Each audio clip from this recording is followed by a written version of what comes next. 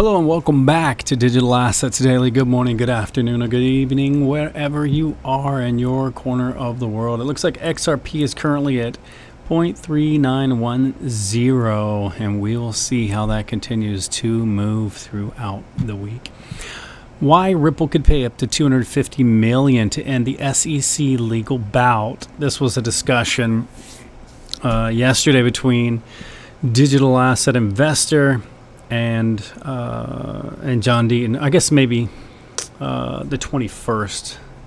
And we kind of got into that discussion just a little bit. But just a refresh, if you missed that video. Short end of the story, Attorney John Deaton mentions in his perspective, in his opinion, that he believes Ripple would, probably be willing to pay $100 million to $250 million USD and a settlement fee, as long as they would say, the XRP is not a security. So if they could, basically accept that and move on, it would be a major payday for the SEC. We'll see how that plays out. I know they're willing to take it all the way to the top, and there's precedent that if they do, Ripple would win this hands down. So I think if the SEC is paying attention and that opportunity is placed back on the table, I think they just might want to take it. Also to XRP news, 126 million XRPs on the move as Ripple's gaining support. Crypto whales went on to dump around 68 million XRP tokens, approximately 27 million USD, and multiple transactions over the past 24 hours. But the data provided by Well Alert shows that the whales went on to move more than 126 million XRP tokens worth approximately 50 million USD over the past 24 hours. Also to Ripple CTO, which is David Schwartz, aka Joel Katz, mysterious message hints at a hard choice the company may have to make in the SEC case. And again, that's something too we shared yesterday as well in an article. We're going to skip right to it because it kind of lines up perfectly with the next one, where Attorney John Deaton says Ripple must decide what's best for the company, not what's best for the XRP holders. And I think that's something too, like David Schwartz has mentioned a few times recently, which kind of coincides, or I guess you could say aligns perfectly with these two articles, as he's stated, in reference to Flare, David Schwartz was mentioning, how they kind of made promises and then broke those promises over time. And he was stating that Ripple pretty much had done the same thing, kind of had a vision at the beginning and broke those promises as of current. But, at some point, the company has to, decide we can survive and thrive as a company, which in the end result the investors are going to love us for anyway, or do we try and make investors happy today and then pay the price for that long term? Again, I would have to follow up with the perspective of Deaton and with Schwartz on this one. Ripple needs to take care of itself. Don't worry about what investors think. We believe it's going to survive anyway because they're massive and the technology is being used, will be used, as Brad Garlinghouse states that over 90% of the FX market is using Ripple now, and over 50% of that is on ODL. ODL was also designed to be most efficient and function with XRP. Obviously, we know it's not exclusive in the sense of how Stellar requires you to have XLM to use the Stellar network, but it is designed best and more efficient. And again, once you get moving, it only makes more sense to save more money, make more profits, move along more efficient, faster, and safer as the end result comes in to use XRP on the ODL.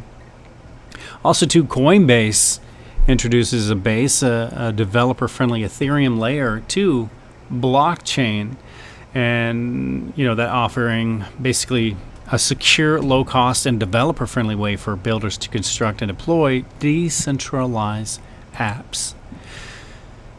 The next big thing is FTX founder is hit with four new charges, and can Sam Bankman-Fried make a comeback? As per the latest news related to FTX, Sam Bankman-Fried is facing 12 new criminal charges, including conspiracy to commit bank fraud, but 4 new recent ones.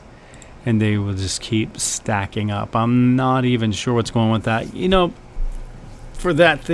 For FTX, I should say, to make so much of an impact in the industry and the market, I personally did not know anyone who was even involved or even using FTX. Feel free to, leave a note that you did or did not in the comments below. I'm curious to try and catch up with those. So next up, the breaking news is crypto body takes action against the U.S. SEC Chair Gary Gensler for his crypto crackdown. The Chamber of Digital Commerce aims to end the U.S. SEC regulation by enforcement campaign against crypto. And I think that's necessary, especially with all of the new regulation by enforcement that's coming out all over crypto, not just the companies, not just the assets for being securities. You have the exchanges, you have, more additions on top of that, and it's just getting so much more out of control. Even like with Kim Kardashian, again, I guess there's many different perspectives, but on my perspective of that is, people are adults. Nobody really forced them to, take Kim's advice. Nobody, mandated they take Kim's advice. It was their free will and their choice to do. That's why I, had a different perspective than the way they took attacking Kim Kardashian for, sharing. I get it. Her followers, there's so many millions, they probably just followed her blindly. But one thing that we say here, even if you love this channel, catch 2 or 3 different perspectives of your favorite asset. Do your own research. Of course, we're going to share directly from the news. We try to minimize opinion as much as possible, but we do tend to toss it out there a little bit more now as we get request after request after request for people wanting to hear a little bit more of my personal perspective. But even having said that, remember, do your own research. Never overinvest. Never invest more than you can afraid to lose completely, entirely, or that you can afford to hold long term. As the saying goes, buy low, sell high, and you never lose money until you sell. Many times in this market, if you're paying attention to use case and utility, if you buy an asset that is going to survive the bear market and thrive in the bull run, then that's something you just hold on to. But at the same time, that's something that as a wise, as a responsible and experienced investor, you hold it during the low market, the down market, the bear market, and then you thrive and make your profits and take your gains during the bull runs. So that's something to, always keep in mind. Always be safe. Protect yourself with that. But having said that, back into the article, Chamber of Digital Commerce, with help from Winston and Strawn LLP, filed an amicus brief in SEC versus the WAHI. This case should be dismissed as it represents an unprecedented expansion of the SEC's campaign of regulation through enforcement. I think it's good that there is some kind of a accountability happening there. And as always, when I was an investor, before I was offered the opportunity as a brand ambassador with XRPayNet, I've decided we're going to toss that in. Just a daily update at the end of the videos, just to keep those of you who are using their wallet, their app, and getting prepared and expectation to use their card, because I think that's something very exciting to me personally. Not only just an investor into the asset, I love the technology side as well. I'd worked in IT for quite a while. I actually met my wife working in IT when I was building hubs for her. She's a nurse for, I think, like 21 years or so now with a major hospital here. And I had met her installing the Cat 5, Cat 6, and building the hub rooms and doing all of the IT side for the hospitals that she was working in. So it was pretty cool. So for me, I really do enjoy all this. And then going back into the 90s, I was working for this company called iLink, and they were bought out by Lucent Technologies. For me, this is a little bit of history that I always thought was really cool. They always said they had to move into, the FaceTime, into the cell phones, etc., but that is not actually accurate. We had, even on landlines, on the iLink phone, one end to the other receiving end, we had FaceTime way back in the mid 90s. And even earlier than that, before that, there was as a kid, there was a neighbor I had in, I think that was around 1980-ish, 81-ish, was the very first time I had ever seen a TV, we called it, on a home phone, a landline.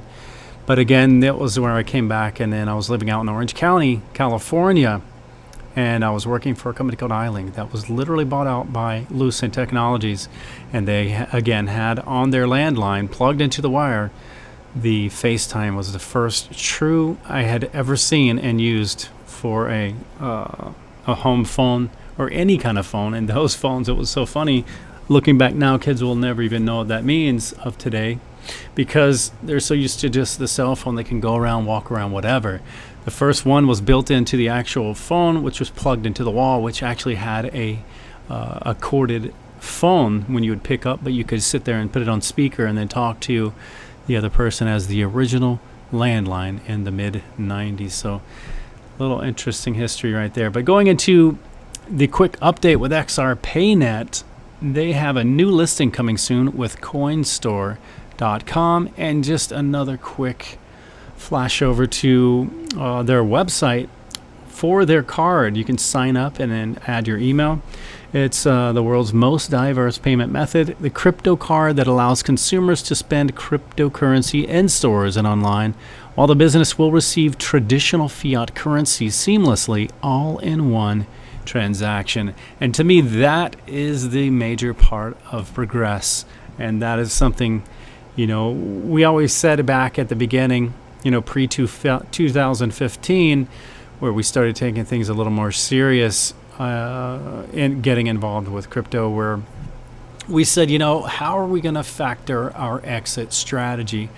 And then as we started getting closer, it came around 2017, and we saw how things were turning, we said, most likely we'll never have to. For example, I think this community, I believe the majority of everyone is invested in XRP. And that was the direct discussion within that group as we were having the conversation, is most likely at some point XRP would be worth, 4, 5, 6, whatever digits, and we would never have to sell out. We always joked about, the whole Moon Lambo discussion that was going around a few years ago, saying, probably by the time it comes, we could go up and buy a Lambo with like 20 XRP, whatever, hypothetical scenario we were discussing. But I think that's really cool, and it's something like the new XRPayNet card. You literally could, because that's where you're spending your cryptocurrency and they're receiving the fiat currency on the retail side that they're looking for. And guys, remember, be safe, be smart, be wise. And as always, this is not financial advice. It's for entertainment purposes only. But as always, before we go, I want to leave you with one final thought. It might have been done before, but it hasn't been done by you. Much love, and we will catch you in the next one.